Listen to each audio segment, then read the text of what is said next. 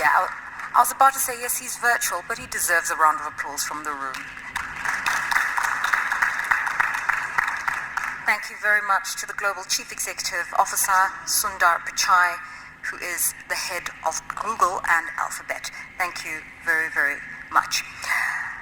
Okay, he says Google believes in Africa because Africa is on the precipice of a digital revolution.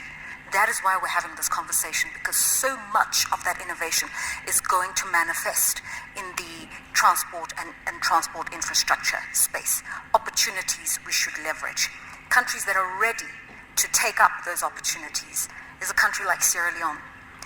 If there's one country that has risen from the ashes like a phoenix to turn its narrative around, to become one of the fastest growing African nations, to really take advantage of its natural endowments, from commercial farms, great agricultural lands, to mining and minerals, also to its beautiful beaches that are starting to draw in tourists from across the world, is this country.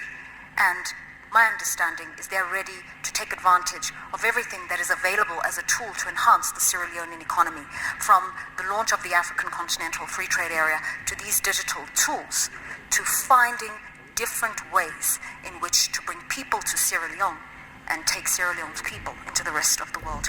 And so please, the warmest welcome to he who will deliver a keynote for us today, His Excellency Julius Maada, the President of Sierra Leone.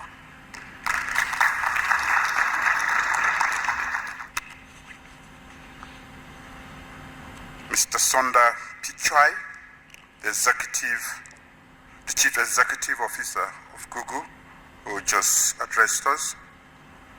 Maybe I should use this opportunity to invite you to Sierra Leone, because we are very bullish on digital technology and moving at a very high speed. This is an invitation extended to you. Distinguished ladies and gentlemen, I want to start off today's statement by commending UNECA for bringing us together here this morning to discuss how we can accelerate our collective effort towards realizing Agenda 2063. No doubt, there is a direct correlation between market and resource accessibility, economic productivity, economic diversification, and job creation on one hand, and a balanced and mutually beneficial regional economic development on the other. The missing centerpiece, however, is a deeper engagement on investment in transportation infrastructure. This year's theme, investing in multimodal transport, to optimize the benefits of Africa Continental Free Trade, a focus on air transport and tourism, therefore resonates very well with strategic thinking that informs some of our development plans in Sierra Leone. So this opportunity to share some of my thoughts and listen to all the leaders, policymakers, and experts is truly welcome. Thank you, UNECA, for inviting me to this forum. To my mind, critical to this conversation are two key questions. First, how do we recenter our economic growth strategies and priorities to include the development of transportation infrastructure, which is critical for attracting investment and critical too for trade, sustained growth, and economic development? That is a question we have to answer as accurately as possible. In essence, I assert as a general premise that ships, boats, barges, trains, planes, and automobiles are all central to developing productive sectors of the economy and for supporting economic development overall. The need to overall develop new maritime ports, river and waterways, airports, roads, and railway networks is critical, as has been emphasized earlier. We therefore need financing streams to either revamp existing transportation infrastructure or develop new ones. Secondly, and this one flows from the previous point I made just now, in a COVID era, with reduced passenger and freight flows, shrinking investment capital and declining world trade volumes, how do we successfully engage private and public sectors and other partners to invest in transportation infrastructure? No doubt, we all agree that we must boost intra-African trade, take in large volumes of investment capital, expand our economic productivity, and participate fully in the global market. Part of why Africa Continental Free Trade Agreement is so important for economic prosperity of Africa is that it is the pathway for accelerating shared economic growth and prosperity through greater economic integration. But poor transport infrastructure and the comparatively prohibitive existing cost of transportation to, within, and out of Africa are among major constraints that impede economic productivity and economic integration in Africa. Maritime, air, road freight volumes are lower. This has implications for other sectors of the economy, including manufacturing, mining, agriculture, and tourism. Some of the reasons for the poor transport infrastructure include dwindling public finance investment in transportation infrastructure. As it is, governments are contending with high debt burdens, rising inflation, generally low productivity, etc. This has further worsened with the effect of COVID-19 pandemic on African economies in general. Private capital has been unable to support the wholesome development of transportation infrastructure. Ladies and gentlemen, how do we go beyond these? It's an imperative because Africa must move forward.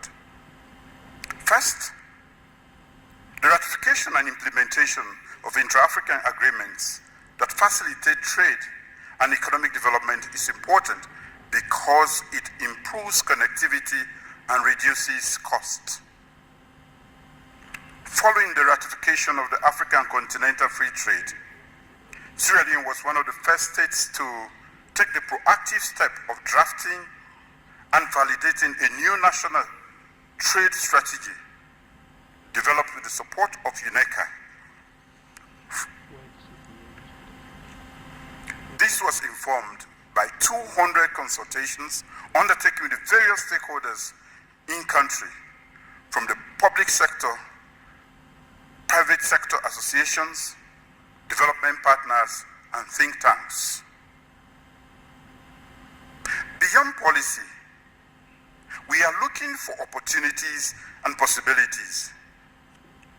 A key part of our domestication plan included a coordination of investments and efforts with the activities outlined in the strategies action plan. As a result of TA, we are also working with UNECA to update our industrialization policy and strategy on special economic zones in line with expected structural transformation of our economy. For smaller countries like Sierra Leone, integrating with wider market is essential to our economic growth and diversification. It is only by accessing a wider market that our businesses can scale up production and attract investments in diverse sectors. This larger market that our producers can add value to our raw materials and supply inputs to regional value chains. It is only by implementing the AfCFTA that our citizens can have access to high-quality made-in-Africa products. Sierra Leone has also committed to the single African air transport market, and we are working for the full implementation of the Yamoussoukro decision for the liberalization of air transport markets in Africa. We encourage others that have yet to sign to make that commitment to SAATM. Aviation is important to the economy of Sierra Leone because it contributes to GDP, to the GDP, creates jobs, and has knock-on effects for other sectors of the economy. So, although Sierra Leone does not have a national airline, with its membership of the SAATM, it ensures that an eligible African airline is designated to operate routes from Sierra Leone. Additionally, by acceding to bilateral air service agreement, Sierra Leone has adopted liberal principles in negotiating air service agreements with a number of African states by removing restrictions and barriers on capacity, tariffs, and ownership control. In addition, Sierra Leone has ratified the Montreal Convention and such other international commitments as the Cape Town Convention and its protocols. We believe that by making routes predictable, we can improve tourism inflows, passenger volumes, and support the export of perishable goods. Sierra Leone has also grappled head-on with challenges in the aviation industry. We are implementing urgent steps to improve ICAO safety oversight. We can maximize investor awareness of the potential markets we offer by improving data collection and research on air freight volumes and passenger experience. Currently, we are working on with a private Turkish company to improve airport infrastructure at the only international airport in Sierra Leone. We are constructing a modern terminal building with state-of-the-art facilities. Also, part of Sierra Leone's development strategy is to build a bridge from the current airport to the capital.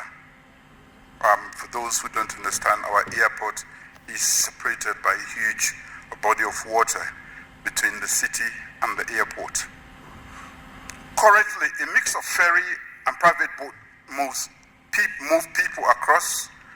people and goods across. The economic and other benefits of a bridge that joins the two land masses is immense. But there is a struggle mobilizing exclusively private capital to finance such a large venture. This is where we think multilateral institutions like the World Bank can come in with products like to de-risk such large capital investments in transportation infrastructure, thus making them attractive. Additionally, we have in recent years expanded the maritime port at our natural deep sea harbor, rehabilitated and expanded highways leading to Liberia and Guinea borders. These initiatives demonstrate our willingness to invest in multimodal transport and have had the cumulative effect of positioning Sierra Leone favorably for opening up the rural economy and expanding trade. There is scope for more investment and expansion in new ports and possible rail networks to economic centers in the rural areas and into the sub-region. Geographically, Sierra Leone presents the shortest transshipment route to South America, Europe, and North America, 6 hours to all three continents. There is also a rich possibility of cooperation with our landlocked neighbors further on to develop transit infrastructure to our natural harbors. Beyond the immediate objective of transiting goods, transnational transportation infrastructure networks and corridors can connect and open up new production centers. The beginnings of a sub-regional infrastructure master plan around energy and ICT have been promising, especially with the operationalization of the Transco CLSG line linking our 4 countries. Ladies and gentlemen, I would like to close, but let me say a big thank you to INECA for this invitation and for its continued support to the government and people of Sierra Leone. The opportunities for new transportation sector infrastructure development are many in Sierra Leone. The prospects for making decent returns on investment are huge. The implications for sustainable economic growth, both nationally and across sub-region, are positive. On that note, I thank you for your attention.